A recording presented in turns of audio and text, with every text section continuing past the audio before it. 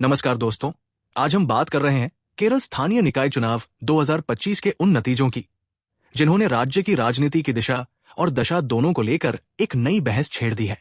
ये चुनाव केवल पंचायतों और नगर पालिकाओं तक सीमित नहीं रहे, बल्कि इन नतीजों को 2026 के केरल विधानसभा चुनावों का संकेतक भी माना जा रहा है। पूरे राज्य से सामने आए परिणाम ये स्पष्ट करते हैं कि मतदाताओं का रुझान अब बदल रहा है। कुल मिलाकर देखें तो कांग्रेस के नेतृत्व वाले यूनाइटेड डेमोक्रेटिक फ्रंट यानी यूडीएफ ने इन चुनावों में मजबूत वापसी दर्ज की है। ग्राम पंचायतों से लेकर नगर पालिकाओं और कई शहरी निकायों तक यूडीएफ ने अच्छा प्रदर्शन किया है। वहीं सत्तारूढ़ वाम लोकतांत्रिक मोर्चा यानी एलडीएफ को कई जगहों पर झटका लगा है। इससे ये संकेत मिलता है कि स्थानीय स्तर पर शासन को लेकर जनता की नाराजगी अब खुलकर सामने आ रही है। इन चुनावों की सबसे बड़ी और चौंकाने वाली खबर तिरुवनंतपुरम नगर निगम से सामने आई है। यहां भारतीय जनता पार्टी के नेतृत्व वाले एनडीए ने ऐतिहासिक जीत दर्ज की है।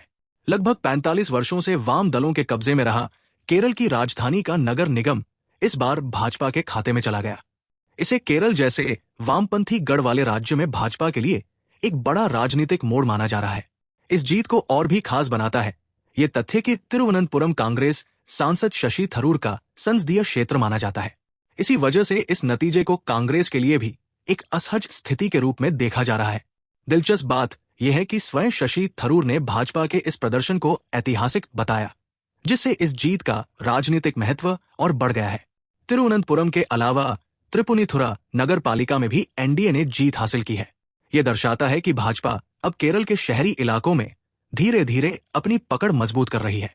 वर्षों से हाशिए पर रही पार्टी के लिए ये परिणाम मनोवैज्ञानिक बढ़त के रूप में देखे जा रहे हैं। दूसरी ओर एलडीएफ के लिए ये चुनाव चेतावनी की घंटी साबित हुए हैं। कई पारंपरिक गढ़ों में वाम मोर्चे को हार का सामना करना पड़ा है। हालांकि कुछ क्षेत्रों में एलडीएफ ने मुकाबला दिया, लेकिन कुल मिलाकर जनसमर्थन पहले जैसा मजबूत दिखाई नहीं दिया। सत्ता विरोधी लहर और संगठनात्मक कमजोरी ने वाम दलों की मुश्किलें बढ़ा दी है। उत्तर केरल से भी एक अहम खबर सामने आई है, जहां यूडीएफ ने कासरगोड नगर पालिका पर अपना कब्जा बरकरार रखा है। यहां यूडीएफ ने 24 में से 23 सीटें जीतकर विपक्ष को लगभग पूरी तरह साफ कर दिया। ये परिणाम यूडीएफ की जमीनी पकड़ और मजबूत संगठनात्मक ढांचे को दर्शाता है। यदि बड़े परिप्रेक्ष्य में देखा जाए तो केरल स्थानीय निकाय चुनाव 2025 ये साफ कर देते हैं कि राज्य की राजनीति अब केवल यूडीएफ और एलडीएफ के बीच की लड़ाई तक सीमित नहीं रह गई है। भाजपा शहरी क्षेत्रों में धीरे धीरे तीसरे विकल्प के रूप में उभर रही है।